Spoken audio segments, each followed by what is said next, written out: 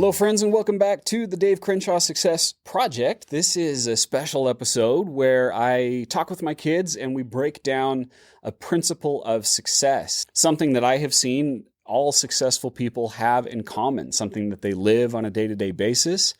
And we discuss ways that we can have more of that good thing. So I've got my family here with me. We'll go from youngest to oldest. Darcy, you want to say hello? Hi. And how are you today? How old are you today?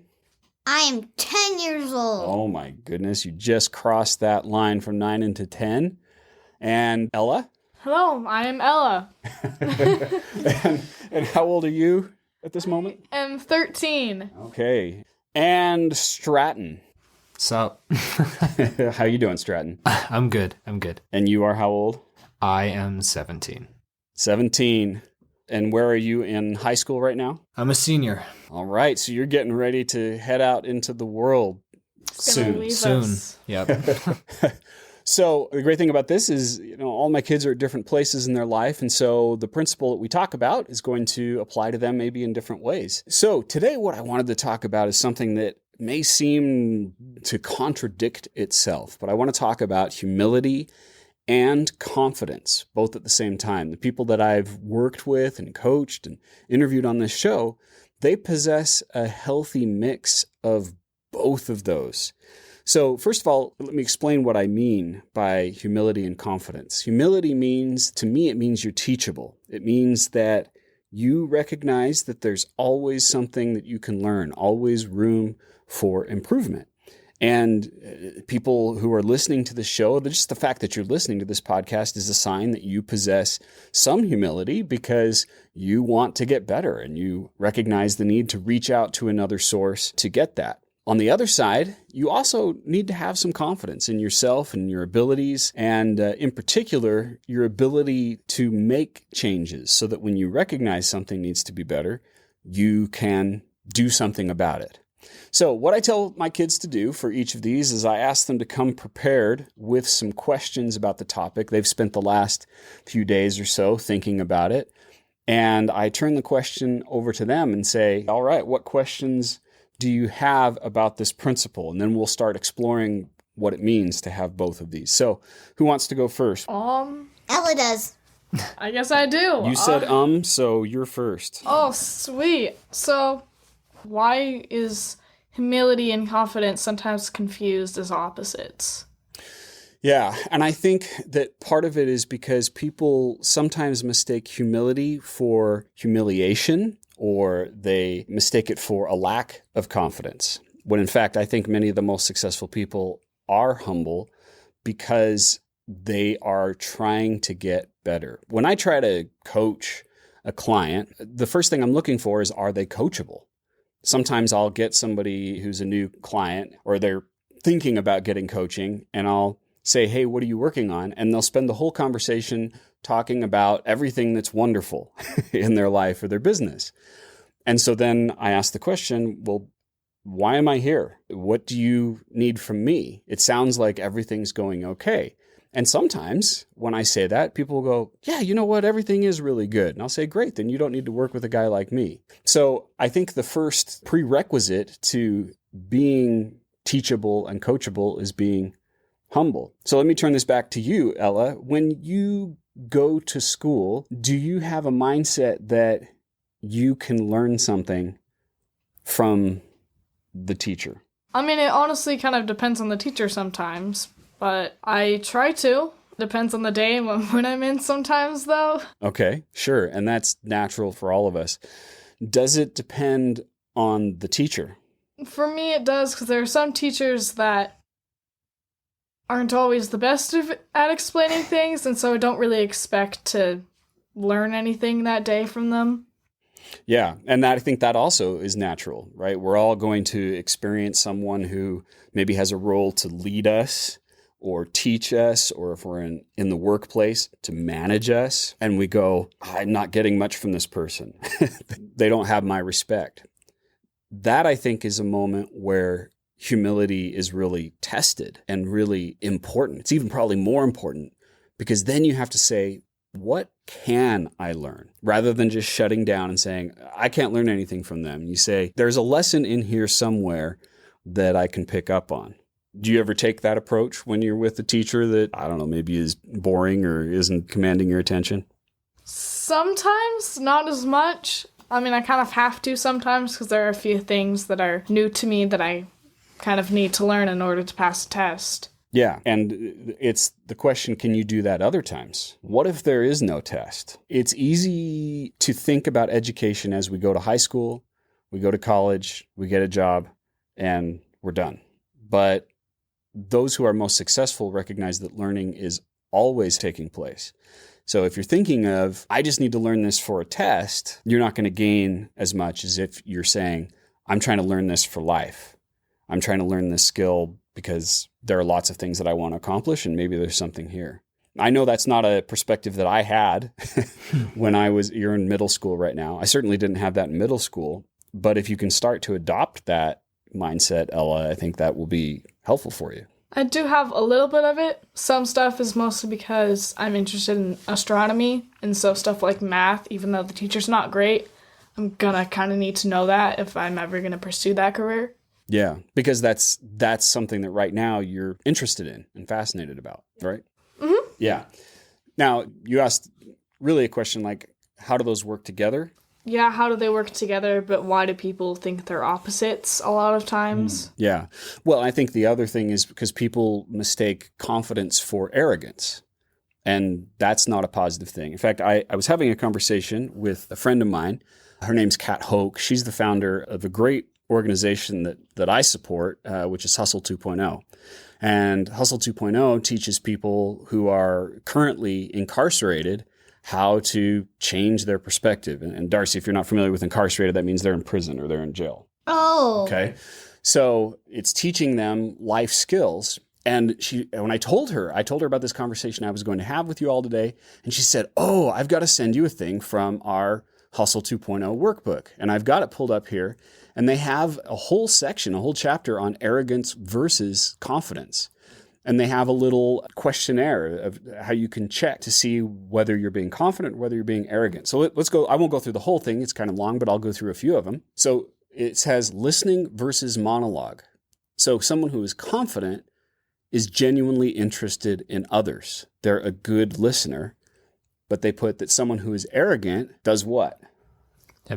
Blabber, right? They keep talking and talking and talking about their... And they're talking about themselves. Yeah. Thinking that is confidence. But can you see how doing that shuts yourself down and you can't learn from people? Mm-hmm. Right? I remember meeting this one young guy, and it was when we were in New York on that family trip, and it was outside of the Google offices. There's a market there, and they had a little place that was shining shoes.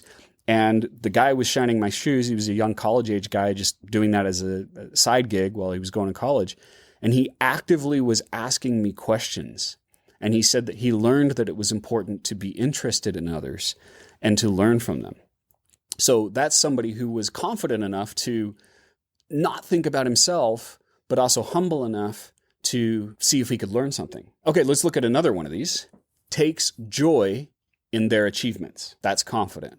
Someone else, though, might need to believe that they're the best, even if reality proves otherwise, and that might end up in them being manipulative of others. See the difference between confidence and arrogance there? It's pretty drastic. I never would have thought of that, like confident, just taking joy in it.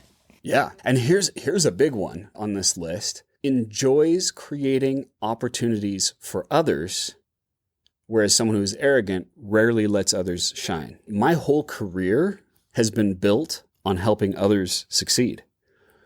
Whether that's through coaching or whether that's through training, my greatest satisfaction, and this is going to sound arrogant because I'm talking about myself, but my greatest satisfaction is hearing that someone took something that I shared and then they did something amazing with it. And that, I think, is a sign of a great teacher. I think that's a sign of a great coach, is someone who cares about others. But even just, in the workplace, at some point, the three of you are going to have opportunities to lead someone or manage someone, right? Yeah. And are you going to be the person who takes credit for them? Are you going to be arrogant? Or are you going to be confident and allow other people to shine because of your leadership. Does that help answer that question a little bit? Yeah. Great. Stratton, you want to ask a question? Sure. Okay. So you're someone, from what I've observed, you seem pretty confident a lot of the time. Podcast interviews, the videos. So my question is, how does someone who's not confident naturally, like I don't feel confident most of the time. I actually feel pretty insecure. So how do you become more confident? Yeah. And the interesting thing about that, Stratton, is as you're talking about that, and I think about where I was at your age at 17, I continually felt a lack of confidence, but it was in certain areas. And I think that's part of it is, I talk a lot about going where things feel easy, going where things feel natural, right? And the tendency is people discount themselves and they say, oh, this is easy for me, therefore it must be easy for everyone. But that's not true.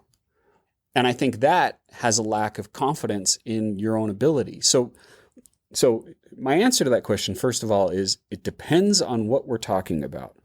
Okay. Okay. If we're talking about getting in front of an audience and speaking, yes, I am highly confident about it because I have a lot of experience and I've done that sort of thing. But let's take something that you're great at that I'm not. If you asked me to try to do something technical, right? Yeah. Which you're great at. You can repair things. You can get to the core of something. You have, whether or not you want to be an engineer, you have the mind of an engineer. Yeah, I guess, yeah. Okay. You guess, or is it true? Yeah, it's true. Okay. All right. So there we go. So when you're doing that sort of thing and someone asks you to do that sort of thing, do you have confidence that you can do it? Yeah. Okay. So what that helps us recognize is that your confidence is situational and it depends on the moment. And so it's okay to say, you know what? I'm not, let's take Mom, for example. She's a great swim coach. You throw me in a pool, I immediately lose all confidence. You'd probably drown. No offense, Dad. But I am not confident in that area. So let's ask the question, why? Okay, why? Okay. What do you think? Why do I lack confidence in that area? Probably experience. Because, Yeah. Mom's done swimming a lot of her life. And, for me, for theater, I kind of just make myself do it. And then from that, I gain confidence. Yes. Having done it a few times, having good instruction. And here's where humility comes in, right? Because Mom coaches kids on her team, and some of them are confident but humble. And they'll say, hey, Coach Catherine, look at my stroke. Can you help me see what I need to improve on? Does that make sense? Yeah. Mm-hmm. So they already feel comfortable with it, but they're also saying, help me get better. Doing that gives you more confidence. And this is why I wanted to talk about these together. You can't look at humility and confidence separate from each other. They're interconnected. If you are humble and you ask for help, then it leads to confidence because you're willing to be coached. So you can go as far as you want. I don't want to put you on the spot, Stratton, but what is a particular situation in which you do not have confidence? We've established you have it with engineering and that sort of things. What's a situation where you lack it? Well, you know how you're confident talking in front of hundreds of people? Mm-hmm. Okay, so I'm not at all. Okay. I have an anxiety disorder. That's probably part of it. But I also, I don't really know what to say. And even in smaller groups, I do better one-on-one with people compared to 1 on 1,000, 1 on 100.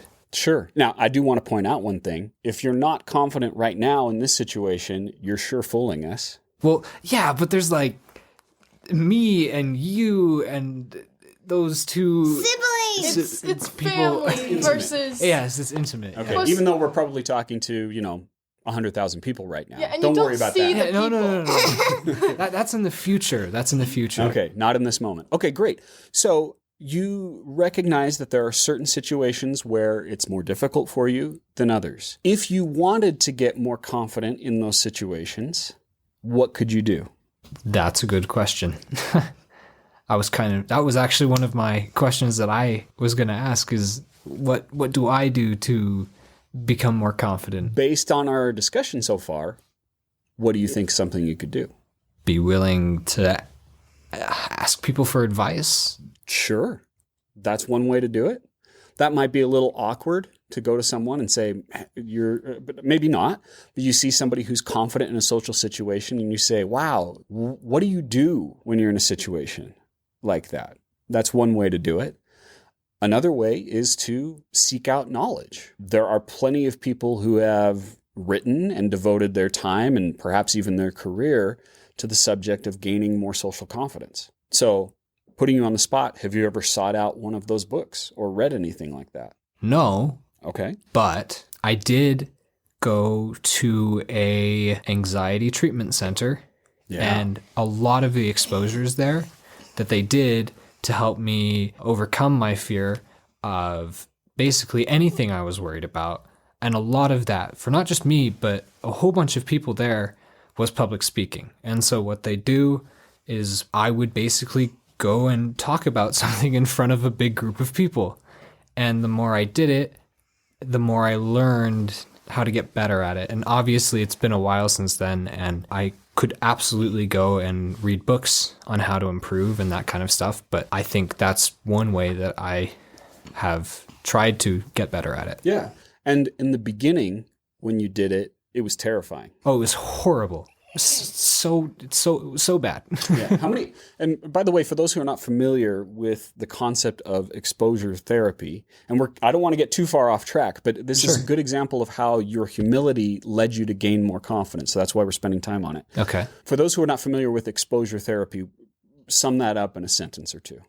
Basically, you do something you're uncomfortable with, and then after you look back and kind of process what happened. You experience the emotions and you learn how to manage them in the future in a similar situation. And how many weeks did you spend doing that?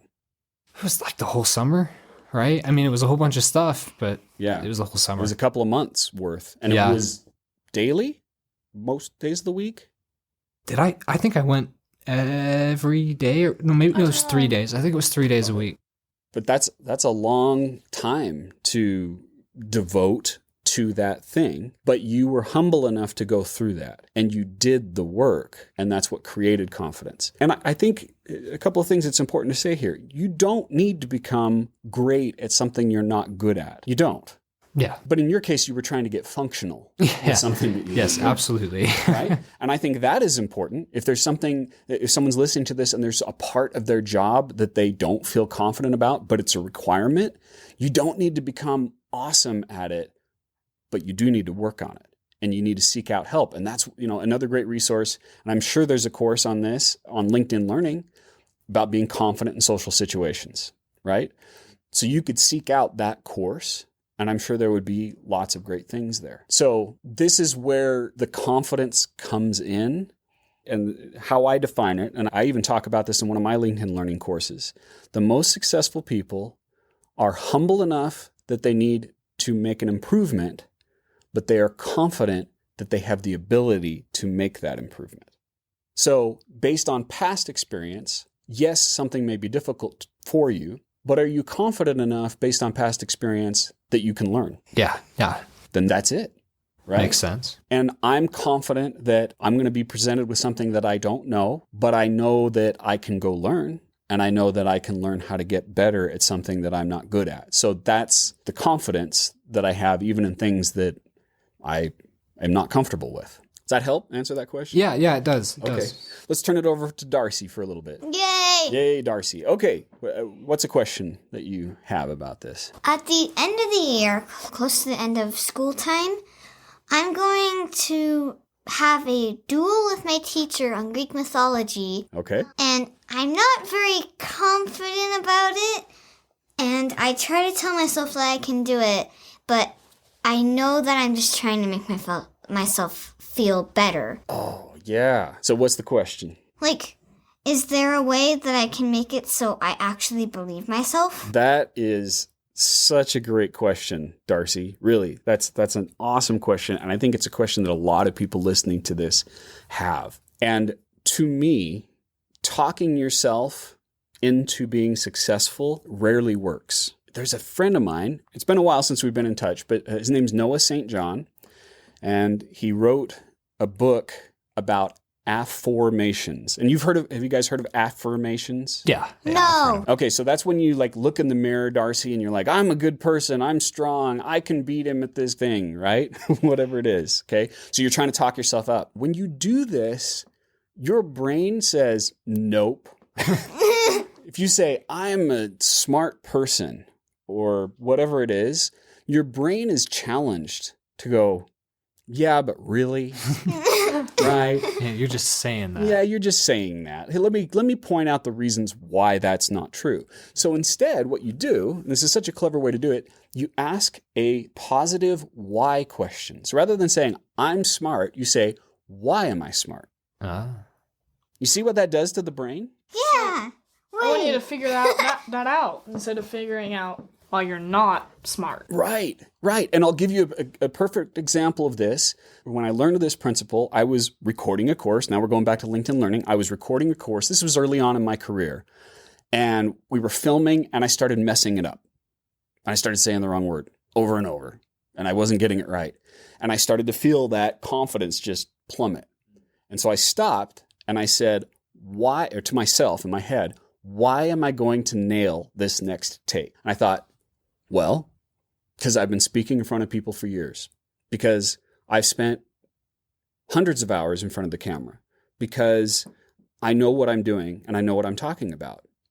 You see how that all of a sudden, rather than me trying to tell myself that I was good, I started to find the logical reasons why I was good. And immediately I recovered for the take. So that's one thing, Darcy, is stop trying to tell yourself that you're great. Okay? Instead, ask the question, why? The other thing, though, is here's where humility comes in. Are you prepared for this challenge that you're going to have with your teacher? Well, I'm pretty sure that I am because I bought this really fat book and my friend basically quizzed me on it and I only got 2 of the gods and goddesses wrong. Okay. So you've been reading other things, you've been practicing. When you spend time learning and you start to get really familiar with it, you're going to start to have more confidence. I think that's true. Yeah. So, and if it really matters to you, if it's really important, then you're going to want to spend extra time on it. The problem that a lot of people have with this is they cram at the last second. And it doesn't matter what it is. It's a test. It's for their job. It's for the moment that they have to make a sales call, whatever it is. They like hurry and study everything. And that is not going to give you much confidence. So preparation also goes hand in hand with that confidence. And knowing that, hey, you've practiced for it, you've worked on it, you've done it lots of times. When that's a reality, then you're going to find it easier to succeed. Well, here's the thing I'm worried about. She has tons of experience. She even beat her Greek mythology teacher in college. Oh, well, maybe you'll lose. It's true. I probably will, so... So, Stratton, what would you say about that based on your exposure therapy with anxiety? What's the value of me saying maybe you'll lose? It acknowledges the fear. Mm-hmm. It validates the fear, and it says that is possible. What you're feeling, what you're feeling, what you're worried about, that's legitimate. And then you also go, well, what if I don't lose?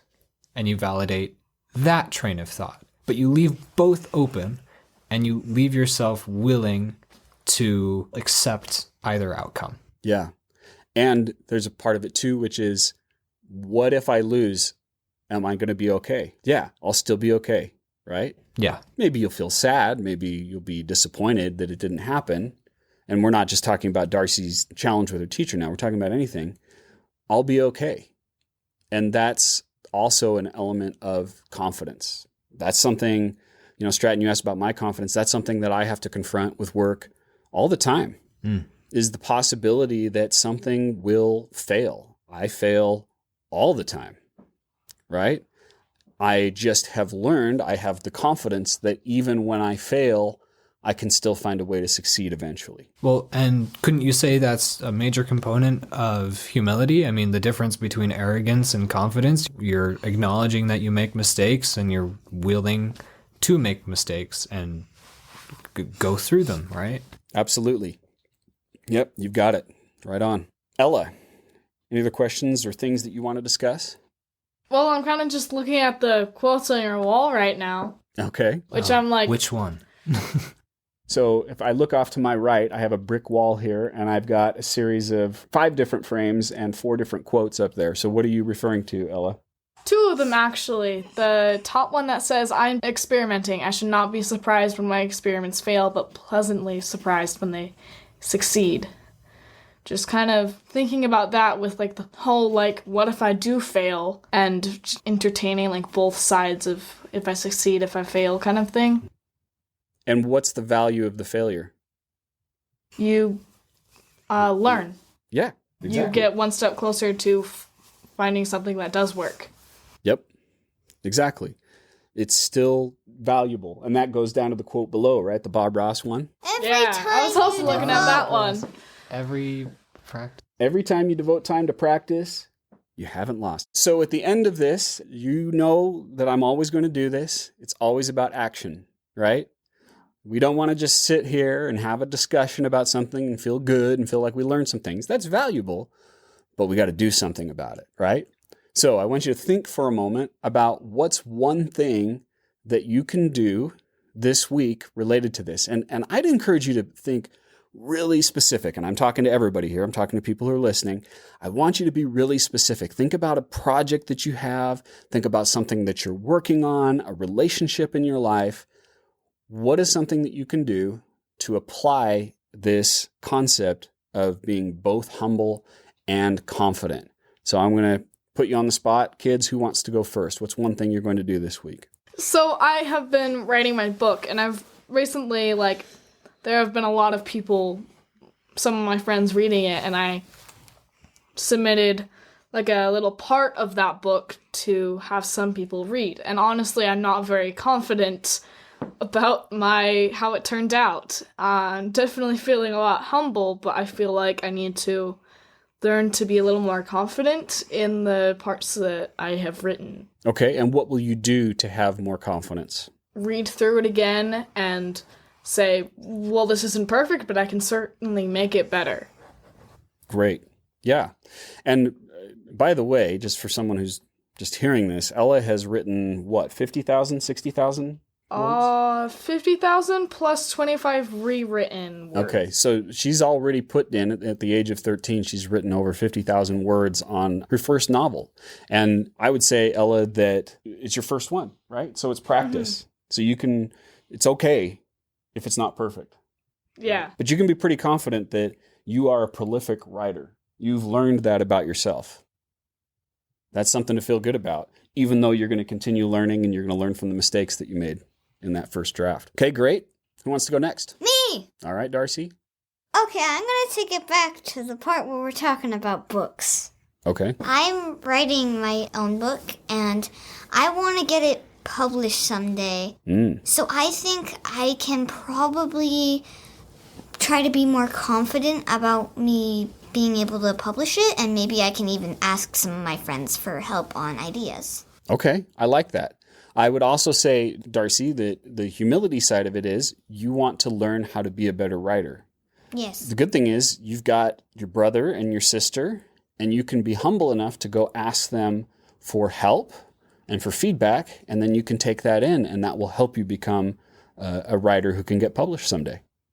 All right, Stratton, what's on your mind? What do you think you can do this week to put this into action? You know, something I'm really not confident with is taking compliments. That's something I've always struggled with, and I did exposures with that at the anxiety center, but that's the thing that popped up in my head.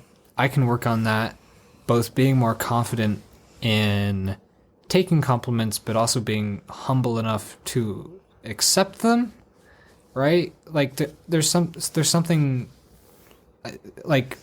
there's arrogance with, saying that you're the best at everything, but there's almost arrogance with saying that you're terrible at everything, right? Yes. Well, you're making it about you. Yeah. either way. So I would say that I need to work on being more confident, again, taking compliments, and also being humble enough to accept them instead of brushing them aside and being like, yeah, but I suck. So, Yeah. you know. There is always one way to respond to that positive feedback, and you'll never go wrong with it. You just say, thank you. That's very nice of you to say that. And you just leave it alone after that. You don't need to say anything after that. Yeah. Yeah. All right. So I've got a speaking event coming up, and the client is a little more hands-on than I would like. They're a little more, want to give more attention to detail, and I think they want to give me more feedback about what I'm going to present to the group. My tendency is to not like that because I've spoken for so many times. I've been in front of so many audiences that maybe I have become a little bit arrogant in thinking that I don't need to hear it, right? So in this upcoming meeting, I am going to prepare myself to be humble and to take the feedback and to be open to making adjustments to my presentation to get them exactly what they want. Cool. Yeah. Well, thank you everyone for listening, and please, whatever you thought that you wanted to do and an action that came to mind as we were talking about this, whatever that is, schedule time in your calendar and do it, because the most important thing about the knowledge you receive is the action that you take on it. Bye-bye, everybody.